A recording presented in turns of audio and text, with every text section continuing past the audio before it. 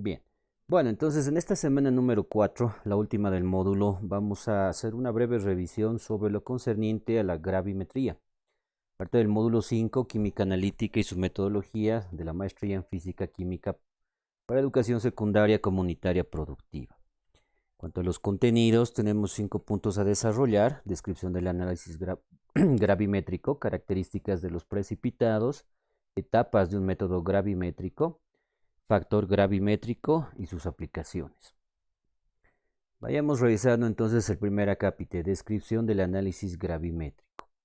Bien, tenemos que ir definiendo, ¿no?, qué es la gravimetría. Es un método analítico que enfoca a la determinación del contenido de analito en una muestra mediante operaciones de pesada. Las pasadas semanas habíamos ido analizando, ¿no?, ciertos métodos también analíticos para la determinación de la concentración o pureza de un determinado analito, ya sea por volumetría, ¿no?, pHmetría u otros métodos analíticos. En esta semana nos enfocamos a uno específico que está basado en favorecer más bien la precipitación del mismo, ¿no?, a través de la utilización de distintos métodos. De todas maneras, dentro de la gravimetría vamos a reconocer dos tipos de métodos fundamentales: la volatilización y la precipitación. En esta revisión lo que vamos a hacer es detallar en qué consisten los métodos exclusivamente relacionados a la precipitación. Pero también debemos mencionar, ¿no?, que dentro de la gravimetría se pueden llevar adelante también métodos de volatilización. ¿En qué consisten estos métodos? En la separación de analitos en forma gaseosa. El término mismo ya lo enfoca, ¿no? Entonces, hace referencia a una separación de analitos que estén necesariamente en el estado gaseoso, de tal manera que la pérdida, ¿no?, en cuanto a masa de una determinada o de un determinado compuesto o producto va a poder ser determinado a través de este tipo de métodos, ¿no?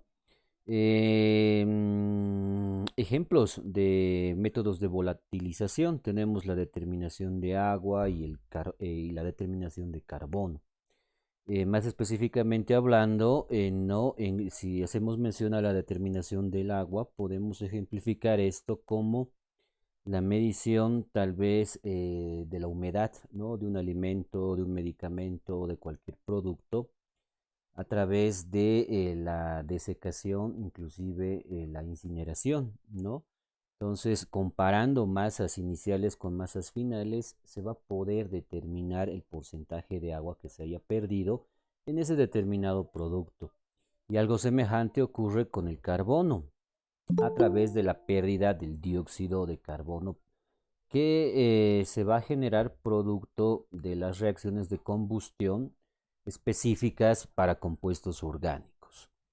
En cuanto a los métodos de precipitación, estos se basan en la formación de compuestos insolubles, los cuales van a tender a precipitar. Esto quiere decir depositarse en la parte inferior del tubo o del recipiente donde se vaya a aplicar este método. Posterior a esto, necesariamente debe haber una purificación, una separación para poder llevar adelante la cuantificación. No se olviden que los métodos que hemos estado revisando todos apuntan a ser métodos cuantitativos, no solamente cualitativos. Y lo más importante justamente es poder conocer cuánto hay, cuál es la cantidad, cuál es la concentración de este analito, de este producto de interés. Características de los precipitados. Bueno, como ya lo había anticipado, en esta presentación nos enfocamos en los métodos por precipitación. Las características principales llegan a ser 4. ¿No? Precipitado insoluble para reducir pérdidas. El precipitado debe ser puro, transformarse en estequiometría conocida y tamaño de partícula adecuado. Bien,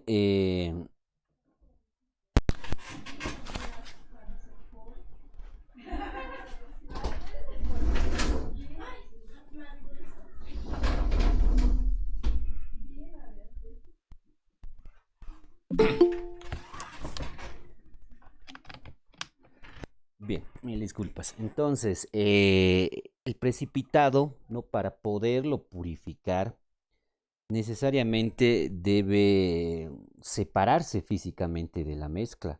Puede que este precipitado se encuentre en un estado acuoso, ¿no? A manera de una solución. Entonces se deben ir añadiendo determinados reactivos, ¿no? Especialmente soluciones iónicas que permitan que estos productos entren en un estado insoluble y de esta manera puedan, ¿no? visualizarse y precipitar en el recipiente.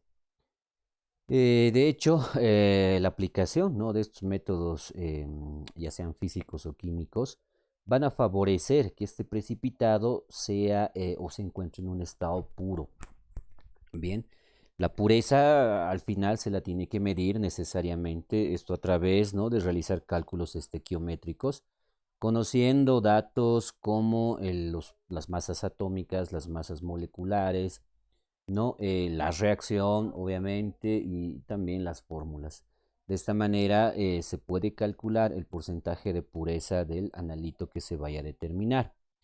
Es importante conocer la reacción estequiométrica. Esta reacción estequiométrica nos va a permitir realizar más adelante los cálculos necesarios para la determinación de la concentración. Bien, entonces necesariamente se deben conocer los componentes de la reacción, vale decir los reactantes o reactivos y los productos que se vayan a formar fruto de la reacción que se vaya a generar en el medio. Y el tamaño de partícula adecuado. De hecho, mientras el precipitado sea lo más, bueno, se pueda obtener en mayor cantidad, es lo ideal, ¿no es cierto? Porque esto va a permitir realizar cálculos con mayor detalle, tal vez cálculos más exactos. De todas maneras, hoy en día se cuentan con equipos que son capaces de determinar inclusive cantidades o concentraciones extremadamente pequeñas, ¿no? De todas maneras, también esto hace referencia a que las partículas del precipitado deban tener un tamaño óptimo, debido a que su separación o para su separación y purificación también se pueden aplicar ciertas técnicas físicas como la filtración a través del uso de filtros con diámetros específicos, ¿no? Y de esta manera poder permitir una separación y una purificación em, más exacta, más detallada en relación al analito de interés. Etapas de un método gravimétrico de precipitación. Bien, tenemos 7 etapas principales: la precipitación, la digestión, la separación, el lavado, la conversión a una forma de pesada adecuada, la pesada y los cálculos. Todos los procesos los vamos a ir detallando en las siguientes diapositivas. Es prácticamente el flujograma de trabajo que se tiene en este tipo de marchas analíticas, donde necesariamente tenemos que ir identificando estas fases y a cada fase pues le sigue un procedimiento específico. Por ejemplo, en la precipitación, solamente hablar de la precipitación implica incluir 3 etapas: la nucleación, el crecimiento cristalino y el envejecimiento. Estas 3 etapas favorecen entonces el desarrollo de cristales insolubles en la mezcla, de tal manera que posteriormente estos puedan ser separados o aislados y purificados para su determinación. Entonces, en la nucleación es cuando se empieza a generar partículas que entran o favorecen el estado de sobresaturación dentro de la solución. Al ingresar a este estado de sobresaturación, entonces dejan de ser solubles en la solución y tienden después a generar un crecimiento cristalino, es decir, favorecer el adosaje, la unión de otras moléculas, otros iones que van a favorecer el crecimiento per se del cristal. Y finalmente el envejecimiento, que es la última etapa, donde ya se han consolidado cristales de un tamaño que inclusive pueden ser visibles a simple vista, aunque no necesariamente lo tienen que ser. Porque no se olviden que para la detección se utilizan ya equipos específicos, ¿no? Que permiten cuantificar la cantidad de elementos, ¿no? Que están presentes, la cantidad del analito en cuestión. Condiciones de sobresaturación baja. Bueno, es una condición importante que necesariamente se debe cumplir al iniciar este proceso de precipitación.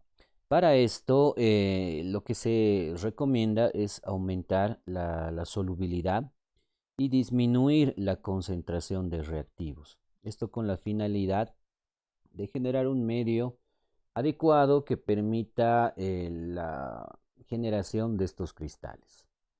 Al lado derecho tenemos la fórmula que se debe tomar en cuenta para poder favorecer una mejor precipitación, donde Q es la concentración de la solución y S es la saturación del analito en cuestión. La digestión, purificación y mejoramiento del tamaño de partícula. Bueno, en esta etapa lo que se quiere favorecer o lo que se necesita favorecer es favorecer el crecimiento del cristal que se ha formado, el cristal insoluble en formación, y al mismo tiempo favorecer una purificación. Si hablamos de purificación, no nos vamos a enfocar en el grado de pureza.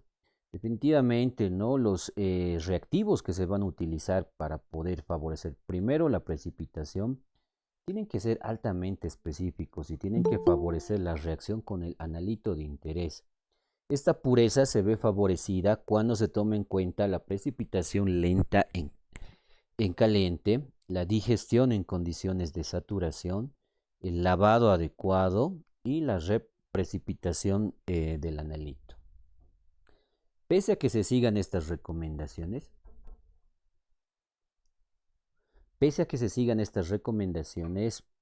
en el medio, en el entorno, pueden presentarse, ¿no?, ciertos contaminantes.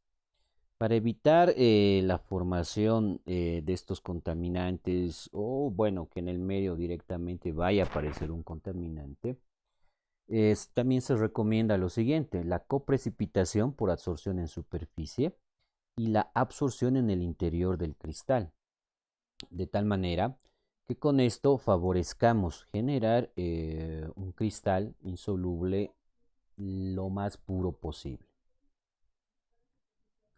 El lavado. El lavado involucra la eliminación del líquido adherido al precipitado. En esta fase, lo que se necesita, lo que se requiere es que el líquido, ya sea agua, ya sea una solución X, que se encuentre de alguna manera y todavía interactuando con el cristal, deba ser eliminado.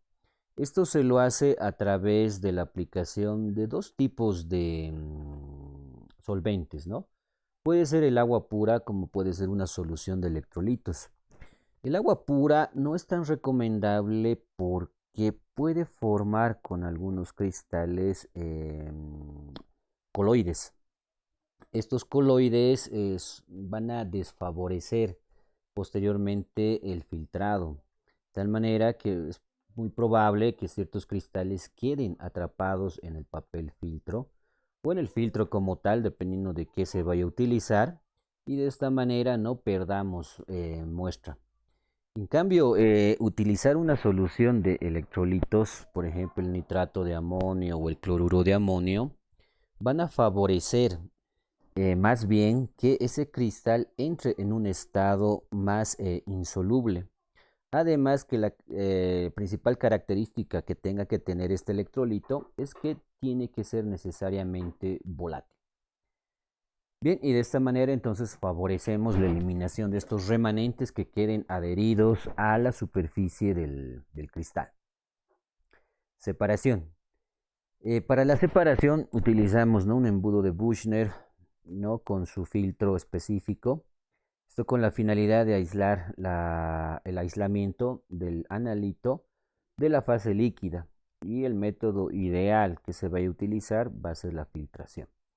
Entonces, en esta fase mucho va a depender, ¿no? Mucho va a depender del tamaño de los cristales que se han formado para poder utilizar un filtro de un poro adecuado que permita, ¿no?, o bien retener o bien permitir el pasaje de estos cristales. Para esto, como anteriormente les recomendaba, es importante que estos cristales estén bien lavados. Bien, ya sea que se utilice agua o estas soluciones de electrolitos, aunque de preferencia utilizar lo segundo, para evitar la formación de coloides y estos coloides queden atrapados en este filtro. El tratamiento térmico, la siguiente fase. Tratamiento térmico involucra todavía seguir eliminando posibles moléculas de agua presentes o adosadas al cristal. No se olviden que un cristal usualmente proviene de la reacción iónica y en consecuencia estos iones pueden seguir formando puentes de hidrógeno con moléculas de agua. Es así que a través del lavado y a través de la filtración no se van a poder eliminar en su totalidad las moléculas de agua, razón por la cual no se hablan de cristales hidratados. Para poder eliminar en su totalidad este todavía exceso de moléculas de agua, se someten estos cristales a un tratamiento térmico, ¿no? Mucho va a depender de la temperatura para poder usar específicamente un tipo de tratamiento, ¿no?, que puede ser secado o puede ser la calcinación. El secado involucra someter a los cristales a una temperatura entre 100 a 130 grados Celsius. Como sabemos, ¿no?, la temperatura de ebullición del agua está alrededor de los 100 grados Celsius. En consecuencia, elevar a estas temperaturas el analito, de hecho, va a favorecer la eliminación de las moléculas de agua, ¿no? De tal manera que vamos a tener cristales anhidros. La calcinación va más allá, ¿no? La temperatura que se considera en este tratamiento oscila entre 500 a 1000 grados Celsius. Y esto solamente se puede conseguir a través del uso de ciertos equipos conocidos como muflas, que son, ¿no?, equipos que sí pueden llegar realmente a estas temperaturas y van a no solamente, ¿no?, favorecer la eliminación de moléculas de agua, sino van a favorecer en su totalidad la calcinación. Esto va a ser muy importante cuando se quiera determinar, como ya antes lo habíamos mencionado, ¿no? Em, por ejemplo, el dióxido de carbono, por ejemplo, encontrar las cenizas, ¿no?, de un alimento o de un producto, o bien también poder apuntar a la determinación de la actividad acuosa, ¿no?, de un alimento. Dentro de los alimentos es muy importante. Tal manera que solamente alcanzar este tipo de temperaturas van a favorecer poder encontrar o determinar estas características dentro de los productos de interés.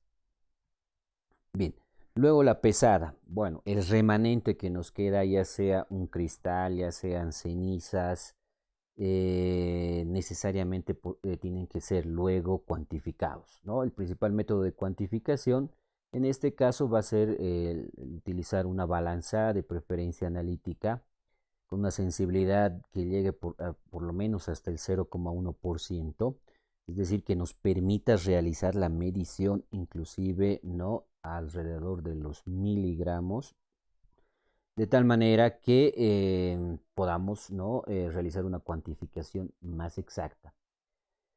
De todas maneras, para poder tener esta exactitud, el remanente de los productos que se vayan a obtener fruto del tratamiento térmico tiene que necesariamente cumplir estas dos características, ¿bien? Es decir, no debe ser higroscópico y no debe reaccionar con el oxígeno y dióxido de carbono.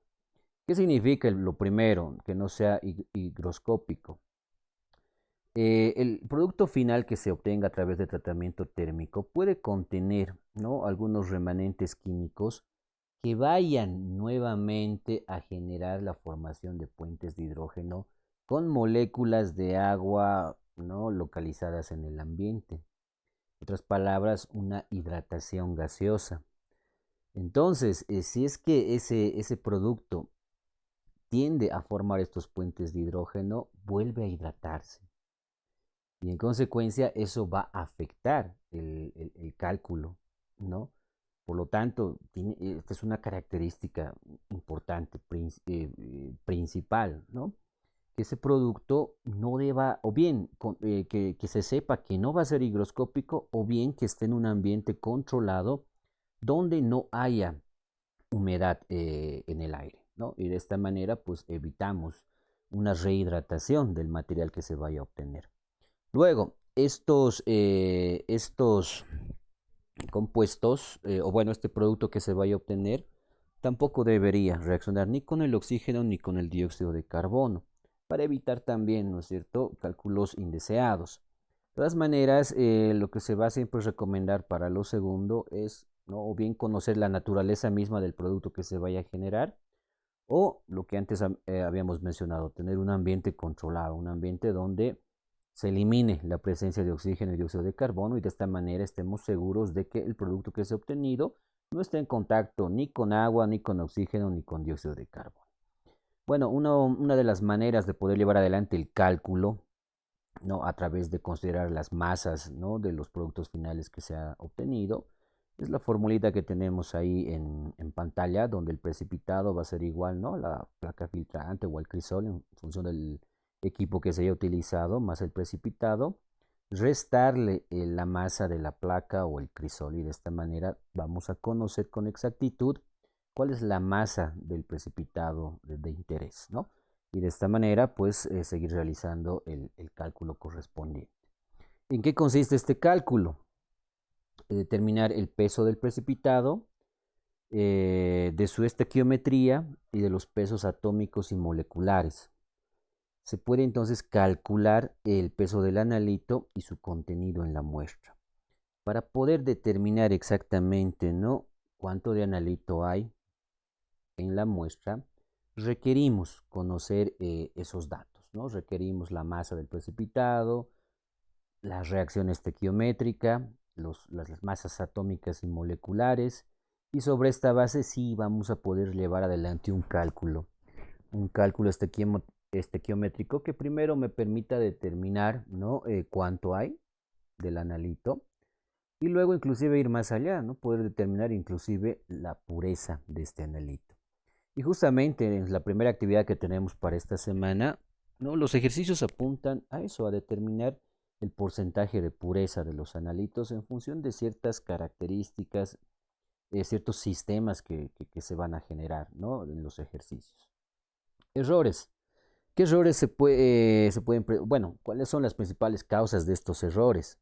Pérdidas por la solubilidad del precipitado, pérdidas mecánicas, ganancias por coprecipitación.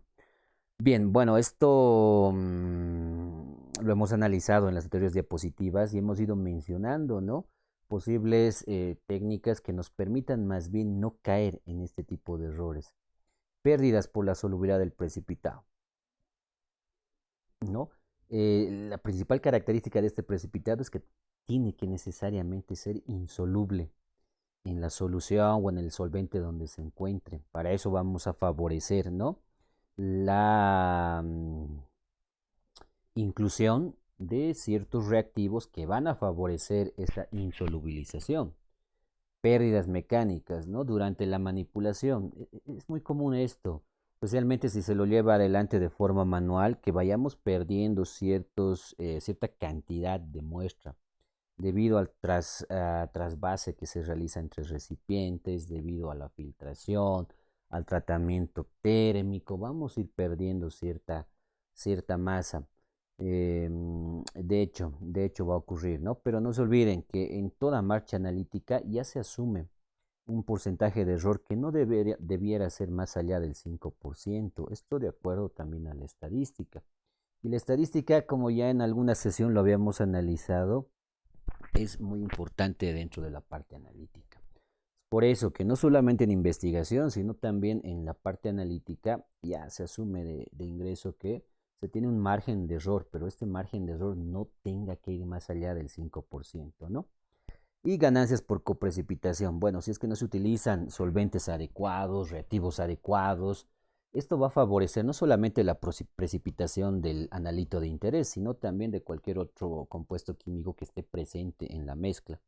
Y en consecuencia generar un coprecipitado que también nos va a generar un resultado, ya sea falso positivo, falso negativo.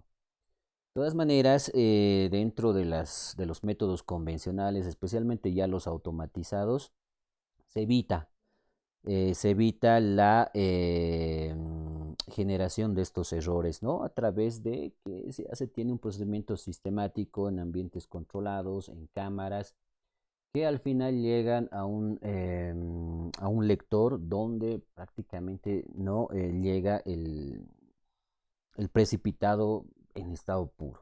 Entonces, son las ventajas ya de los equipos automatizados, pero no hay que tomar en cuenta estas recomendaciones cuando la separación, la filtración se las van a llevar adelante de forma manual. Factor gravimétrico.